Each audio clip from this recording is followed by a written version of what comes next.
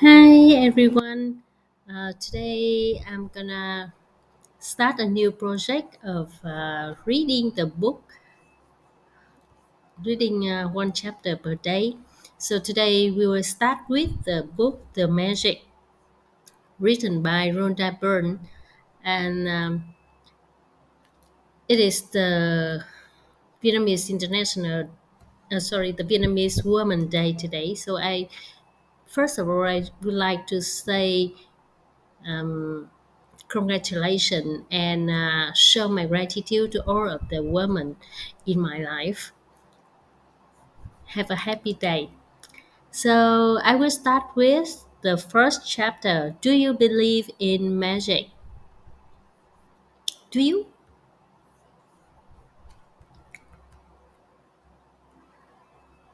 Those who don't believe in magic will never find it. That's the quote from Roald Dahl, 1999 writer. Remember when you were a child and you looked at the life in total wonder and awe. Life was magical and exciting, and the smallest things were utterly thrilling to you. You were fascinated by the frost of the grass, a butterfly flittering through the air, or any strange leaf or rock on the ground. You were full of excitement when you lost a tooth because it meant the tooth fairy would come that night. And you would count down the days to that magical night of Christmas, even though you had no idea how Santa Claus could get to the very, very tiny chimp to every child in the world in one night. Somehow he did it, and he never let you down. Reindeer could fly. There were fairies in the garden. Pets were like people. Toys had a personalities. Dreams came true, and you could touch the stars. Your heart was full of joy. Your imagination knew no limits, and you believed that life was magical. There is an exquisite feeling many of us had as a children that everything is good, that every day promises more excitement and adventure, and that nothing could ever thwart our joy for the magic of it all. But somehow, as we grew into adults, responsibilities, problems, and difficulties took their toll on us. We became disillusioned and the magic we once believed in as children faded and disappeared. It's one of the reasons why, as adults, we love to be around with children so that we can experience that feeling we once had, even if it's just for a moment. I'm here to tell you that the magic you once believed is true. And it's the disillusioned adult perspective of life that is false. The magic of life is real, and is as real as you are. In fact, life can be far more wondrous than you ever thought it was as a child, and more breathtaking, awe-inspiring, and exciting than anything you've seen before. When you know what to do to bring forth the magic,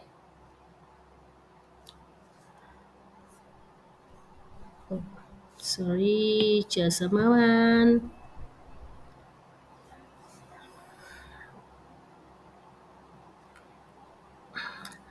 Okay. When you know what to do to bring forth the magic, you will live the life of your dreams. Then you will wonder how you ever could have given up in believing in the magic of life. You may not see reindeer fly, but you will see the things you've always wanted appearing before your eyes, and you will see the things you've dreamed of for so long suddenly happen. You will never know exactly how everything weaves together for your dreams to come true because magic works in the invisible realm. And that's the most thrilling part. Are you ready to experience the magic again? Are you ready to experience the magic again? Are you ready to be filled with awe and wonderful wonders every day, like when you were a child? Get ready for the magic. I- Our adventure begins 2,000 years ago when life changing knowledge was hidden with sacred text. A great mystery is revealed.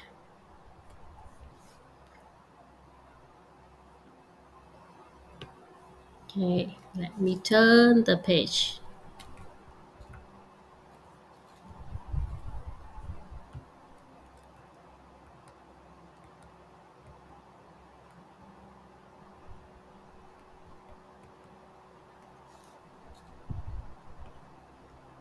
One moment, please.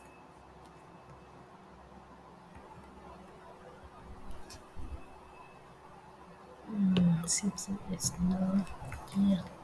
Okay.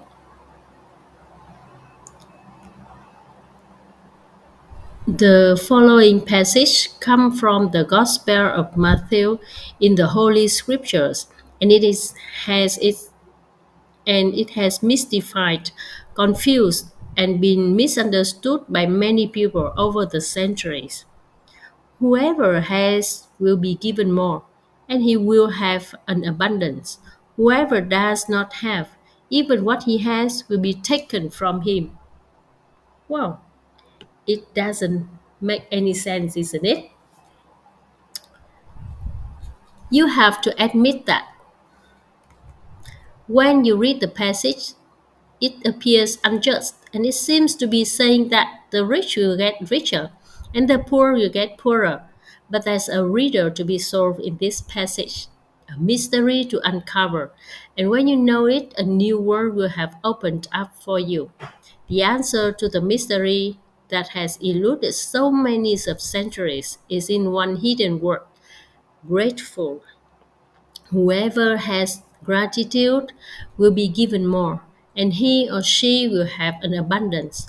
Whoever does not have gratitude, even what he or she has will be taken from him or her.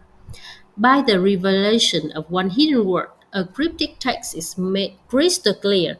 2,000 years have passed since those words were recorded, but they are as true today as they ever were. If you don't take the time to be grateful, you will never have more, and what you do, you will lose. And the promise of the magic that will happen with gratitude is in these words. If you are grateful, you will be given more, and then you will have an abundance. From the Quran, the promise of gratitude is equally emphatic. And remember, when God proclaimed, if you are grateful, I will give you more. But if you are ungrateful, very verily my punishment is indeed severe. It doesn't matter what religion you follow or whether you are religious or not. These words from the Holy Scriptures and the Quran apply to you and your life. They are describing a fundamental law of science and of the universe. It's universal law. Gratitude operates through a universal law that governs your whole life. According to the law of attraction, which governs all the energy in our universe, from the formation of an atom to the movement of the planets, like attracts like. It's because of the law of attraction that the cells of every living creature are held together, as well as the substance of every material object in your life. The law operates on your thoughts and feelings because they are energy too. And so, whatever you think, whatever you feel, you attract to you. If you think, I don't like my job, I haven't got enough money, I can't find my perfect partner, I can't pay my bill, I think I'm coming down with something. He or she doesn't appreciate me. I don't get along with my parents. My child is a problem. My life is a mess. Or my marriage is in trouble. Then you must attract more of those experiences. But if you think about what you are grateful for, Like, I love my job, my family is very supportive, I had the best vacation, I feel amazing today, I got the biggest tax refund ever, or I had a great weekend camping with my son, and you sincerely feel the gratitude. The law of attraction says you must attract more of those things into your life. It works in the same way as matter being drawn to the magnet. Your gratitude is a magnetic, and the more gratitude you have, the more abundance you magnetize. It is universal law. You will have heard saying like, whatever goes around comes around. You reap what you sow, and you get what you give. Well, all of those sayings are describing the same law, and they are also describing a principle of the universe that the great scientist Sir Isaac Newton discovered.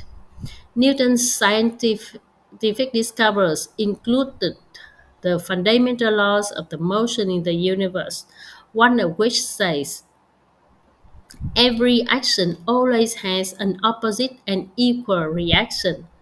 When you apply the idea of gratitude to Newton's law, it says, every action of giving thanks always causes an opposite reaction of receiving, and what you receive will always be equal to the amount of gratitude you've given. This means that the very action of gratitude sets off a reaction of receiving, and the more sincerely and the more deeply grateful you feel, in other words, the more gratitude you give, the more you will receive. The golden thread of gratitude, dating back thousands and thousands of years to the earliest recordings of humankind, the power of gratitude was preached and practiced, and from there was passed on through the centuries, sweeping across continents, permeating one civilization and culture to the next. The major religions of Christianity, Islam, Judaism, Buddhism, Sikhism, and Hinduism all have gratitude at their core. Muhammad said, gratitude for the abundance you've received is the best insurance that the abundance will continue. Buddha said that you have no cause for anything but gratitude and joy. Lao Tzu said that if you rejoice in the way things are, the whole world will belong to you. Krishna said that wherever he is offered, he accepts with joy. King David spoke of giving thanks to the whole world for everything between the heaven and the earth. And Jesus said thank you before he performed each miracle. From the Australian Aborigines to the African Maasai and Zulu, from the American Navajo, Shawnee, and Cherokee to the Tahitians, Eskimo, and Maori, the practice of gratitude is at the very root of most indigenous traditions. When you arise in the morning, give thanks for the morning light, for your life and strength. Give thanks for your food and the joy of living. If you see no reasons for giving thanks, the fault lies with yourself. Quoted by Tecumseh, 1768 1813, Shawnee Native American leader. History is laden with famous figures who practice gratitude and those who achieve and whose achievements put them amongst the greatest human beings who have ever lived, like Gandhi, Mother Teresa, Martin Luther King Jr., the Dalai Lama, Leonardo da Vinci, Plato, Shakespeare, Aesop, Blake, Emerson, Dickens, Proust, Descartes, Lincoln, Jung, Newton, Einstein, and many, many more. Albert Einstein's scientific discoveries changed the way we see the universe. And when asked about his monumental achievements, he spoke only of giving thanks to others. One of the most brilliant minds of all time thanked other people over 100 times a day for the work they had done. It is any wonder that so many of life's mysteries were revealed to Albert Einstein. Is it any wonder that Albert Einstein made some of the greatest scientific discoveries in history? He practiced gratitude every single day of his life, and in return, he received many forms of abundance. When Isaac Newton was asked how he had achieved the scientific discoveries he made, he said that he stood on the shoulders of giants. Isaac Newton recently voted the greatest contributor to science, and humankind was also grateful to those men and women who lived before him. The scientists, philosophers, inventors, discoverers, and prophets who practice gratitude reaped its result, and most were aware of its inherent power. Yet still, gratitude's power is unknown to most people today because to experience the magic of gratitude in your life, you have to practice it. My discovery. My story is a perfect example of what life is like when a person is ignorant of gratitude and what happens when you make gratitude a part of your life. If it had been asked 6 years ago, if I was a grateful person, I would have answered, yes, for sure, I'm a grateful person. I say thank you when I receive a gift, when someone opens a door for me, or when a person does something for me. The truth is, I was not a grateful person at all. I didn't know what being grateful really meant. And just saying the words thank you on the odd occasion certainly didn't make me a grateful person. My life without gratitude was very challenging. I was in debt, and it was increasing a little bit more every month. I worked really hard, but my finances never improved. In trying to keep up with the mounting debt and obligations, I was living with a continuous undercurrent of stress. My relationships swung like a pendulum from fair to disastrous because I never seemed to have enough time for each person. While I was what would be termed healthy, I felt exhausted at the end of each day, and I always got my fair share of colds and the latest illnesses going around each season. I had moments of happiness when I went out with friends or when I went on vacation, but then the reality of having to work harder to pay for those pleasures would sweep over me. Practice pretty alike most of the people out there, right? I wasn't living, I was surviving from day to day and from paycheck to paycheck. I would no sooner solve one life problem than more problems would appear. But then something happened that would change everything in my life from that day forward. I discovered a secret about life, and as a result of my discovery, one of the things I began to do was practice gratitude each day. As a result of this, everything in my life changed, and the more I practiced gratitude, the more miraculous were the results. My life truly became magical. From the first time in my life, I became debt free. And shortly after I had all the money I needed to do whatever I wanted, problems in my relationships, work, and health disappeared. And instead of facing daily obstacles, my days became filled with one good thing after another. My health and energy increased dramatically, and I felt better than I had in my 20s. My relationships became much more meaningful, and I enjoy more good times with my family and my friends in just a few months than I had in all the previous years. More than anything else, I felt happier than I thought it was possible to feel. I was blissfully happy, the happiest I had ever been. Gratitude changed me, and my whole life magically changed. Now, bring the magic into your life.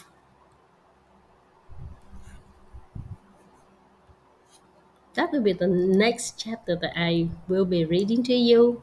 See you in the next clip.